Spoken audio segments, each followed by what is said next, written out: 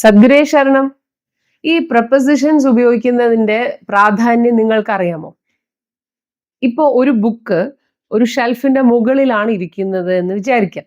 അപ്പോൾ നമ്മൾ അവിടെ എബവ് ആണോ ഉപയോഗിക്കേണ്ടത്, ഓവർ ആണോ ഉപയോഗിക്കേണ്ടത്? കൺഫ്യൂഷൻ ആയില്ലേ?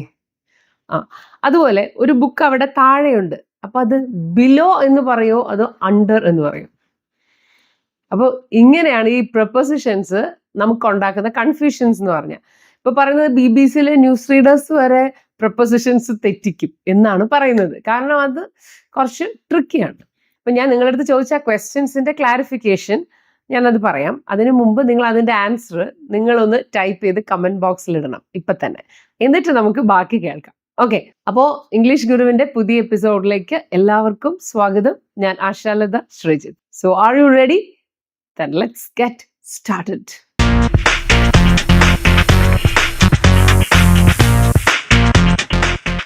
ഇപ്പൊ ദാ ആ പടം കണ്ടോ? അത് സോഫയുടെ മുകളിലാണ് അല്ലെ? നിങ്ങൾ എന്റെ പുറകിൽ കാണുന്നത് ലോട്ടസ് പർണശാലയാണ്, ശാന്തിഗിരി ആശ്രമം. ഇവിടെയാണ് ഞാൻ താമസിക്കുന്നത്. ഇതിന്റെ പ്രമിസിസിലാണ് കേട്ടോ. തൊട്ട് പുറകിൽ എനിക്ക് ഇവിടെ നിന്ന് നോക്കിയാൽ പർണശാല കാണാം. ആ പർണശാലയുടെ ഈ വലിയ ഒരു പടം അത് എവിടെയാണ് വെച്ചിരിക്കുന്നത്? ആ സോഫയുടെ മുകളിലാണ് വെച്ചിരിക്കുന്നത്. അപ്പോ അതെങ്ങനെ നമുക്ക് ഇംഗ്ലീഷിൽ പറയാം? The picture is above the sofa. സോഫയുടെ മുകളിലാണ്. പ്ലെയിൻ എവിടെയാ പറക്കുന്നത്? ആകാശത്താണ്. മേഘങ്ങളുടെ മുകളിലൂടെയാണ് പ്ലെയിൻസ് പറക്കുന്നത് അല്ലെ? അപ്പോ planes fly above the clouds. Planes fly above the clouds. ഈ ഷാഡോയിങ് പ്രാക്ടീസ് നിങ്ങൾ കേട്ടിട്ടുണ്ടോ? ഇംഗ്ലീഷ് സംസാരിക്കാനായിട്ട് ഏറ്റവും ബെസ്റ്റ് ആയിട്ട് ഇപ്പൊ പറഞ്ഞുകൊണ്ടിരിക്കുന്ന ഒരു മെത്തേഡാണത്. അതായത് നമ്മളിപ്പോൾ ഒരു സെന്റൻസ് കേട്ടാൽ അത് അതേപോലെ റിപ്പീറ്റ് ചെയ്യുക. മനസ്സിലായാലും മനസ്സിലായില്ലെങ്കിലും if you just repeat it, അത് നിങ്ങൾക്ക് നന്നായിട്ട് മനസ്സിലാക്കാൻ പറ്റും. യു ക്യാൻ യൂസ് ഇറ്റ് എന്നാണ് പറയുന്നത്. അപ്പോൾ അതുകൊണ്ട് ഞാൻ ഈ പറയുന്ന സെന്റൻസുകൾ നിങ്ങൾ റിപ്പീറ്റ് ചെയ്തോളൂ കേട്ടോ. The picture is above the sofa. Planes fly above the clouds. അപ്പൊ ഇങ്ങനെ പറഞ്ഞ് പ്രാക്ടീസ് ചെയ്യുമ്പോൾ എന്താ ഗുണം എന്ന് വെച്ചാൽ, ഈ സെന്റൻസിന്റെ ഒരു സ്ട്രക്ചർ ഉണ്ടല്ലോ, ഇത് നമ്മുടെ ബ്രെയിനിൽ ഇതിങ്ങനെ സ്റ്റോർ ആവും, ഈ ഒരു പാറ്റേൺ. അങ്ങനെ പാറ്റേൺ നമ്മുടെ ബ്രെയിനിൽ ഇങ്ങനെ നമ്മൾ സേവ് ചെയ്തുകൊണ്ടേയിരിക്കുക. അപ്പൊ നമുക്ക് സംസാരിക്കുന്ന സമയത്ത് എളുപ്പമായിട്ടത് പറയാൻ പറ്റും. ഇനി ഒരു കുട്ടിയുടെ പെർഫോമൻസിനെ കുറിച്ച് പറയണേ. അപ്പൊ എങ്ങനെ ഉണ്ടായിരുന്നു എന്ന് ചോദിക്കുമ്പോൾ കുറച്ച് ആവറേജിന് കുറച്ചുകൂടെ മുകളിലാണ്. അപ്പൊ എങ്ങനെ പറയും? Har performance was above average. ഇനി അടുത്ത പ്രപ്പോസിഷൻ അബൌട്ട് ആണ്. അബൌട്ട്. ഇന്നലെ ഞാൻ നിന്റെ പ്രോജക്റ്റിനെ കുറിച്ച് ഞങ്ങൾ സംസാരിച്ചു. കുറിച്ച് എന്നുള്ളതാണ്. We talked about your project yesterday. We talked about your project yesterday. പരീക്ഷയൊക്കെ അടുത്തിരിക്കുക. മോള് ഭയങ്കര ടെൻഷനിലാണ്, അവള് ഭയങ്കര ആകെ ടെൻഷനിലാണ് നമുക്ക് പറയണം. അപ്പോ she is worried about her exams. എക്സാംസിനെ സംബന്ധിച്ച് അവൾ ഭയങ്കര ടെൻഷനിലാണ്, worried ആണ്. She is worried about her exams. അത് മീറ്റിംഗിൽ എത്ര പേരുണ്ടായിരുന്നു ഏകദേശം? ആ ഹാളിൽ എത്ര പേര് ഉണ്ടായിരുന്നു എന്ന് നമ്മൾ ചോദിക്കില്ലേ? ഏകദേശം ഒരു 50 പേര്. There were about 50 people in the hall. There were about 50 people in the hall. ഹാളിൽ 50 ആൾക്കാരോളം ഉണ്ടായിരുന്നു. ഇനി അടുത്ത പ്രപ്പോസിഷൻ അക്രോസ്. ഇപ്പോ റോഡൊക്കെ ക്രോസ് ചെയ്ത് നമ്മൾ പറയില്ല, റോഡിന്റെ അപ്പുറത്തേക്ക്. അവൻ വളരെ സേഫ് ആയിട്ട് റോഡ് ക്രോസ് ചെയ്ത് പോയി. He walked across the road safely. അവൻ റോഡിന് കുറുകെ മറികടന്ന് അങ്ങോട്ട് നടന്നുപോയി. Across the road safely. സുരക്ഷിതമായിട്ട് നടന്നുപോയി. Across the road. അവിടെ ആ റിവറിന്റെ അപ്പുറത്ത് ഒരു പാർക്കുണ്ട്. അത് റിവറിന്റെ അപ്പുറത്ത്. There is a park across the river. റിവറിന്റെ അപ്പുറത്ത് ഒരു പാർക്കുണ്ട്. There is a park across the river.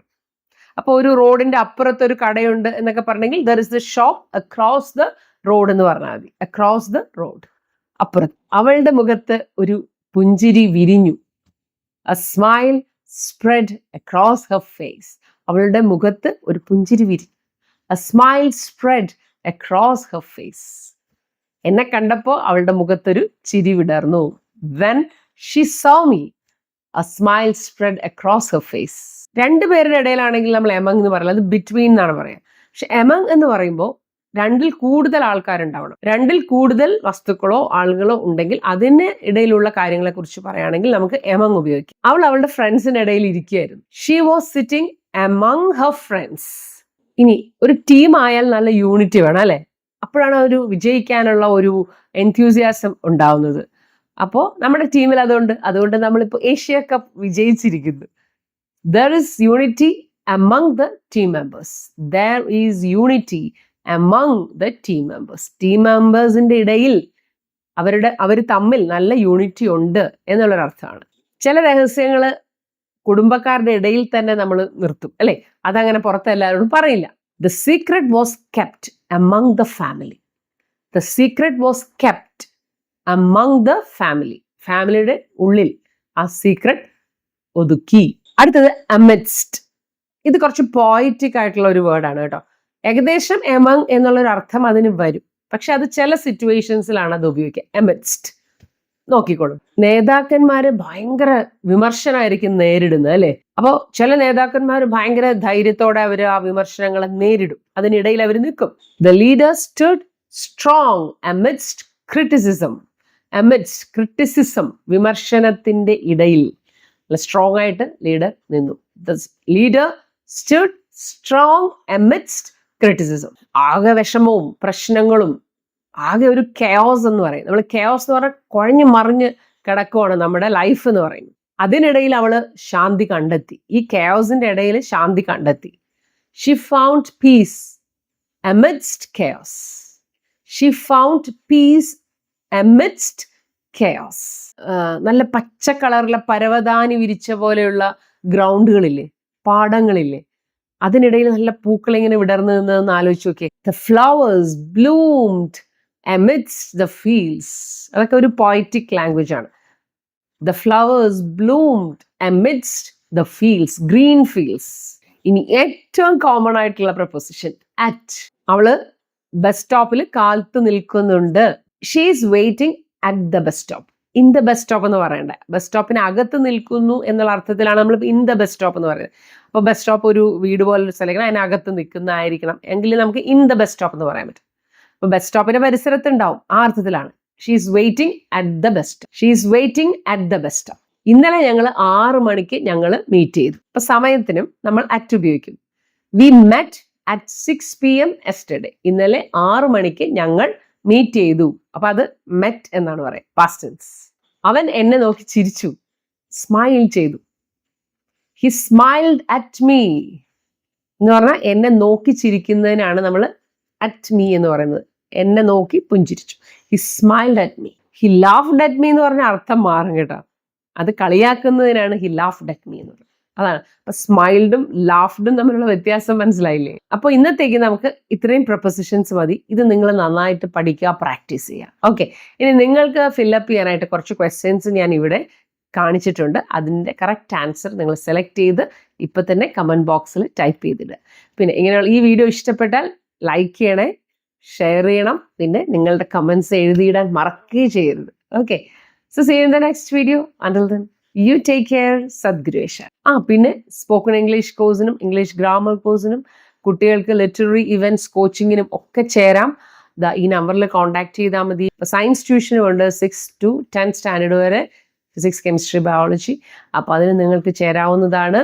പിന്നെ ലിറ്റററി ഇവന്റ്സ് എന്ന് പറയുമ്പം എലക്യൂഷൻ ഉണ്ട്, പോം റെസിറ്റേഷൻ ഉണ്ട്, ആങ്കറിംഗ് ഉണ്ട്, പബ്ലിക് സ്പീക്കിംഗ് കോഴ്സ്. അത് വലിയവർക്കും ഒരു 6 മാസത്തെ കോഴ്സാണ്. എങ്ങനെ നമുക്ക് ഒരു പൊതുവേദിയിൽ ഇംഗ്ലീഷിൽ പ്രസംഗിക്കാം, അതിനുള്ള കോച്ചിങ് ആണ് കേട്ടോ.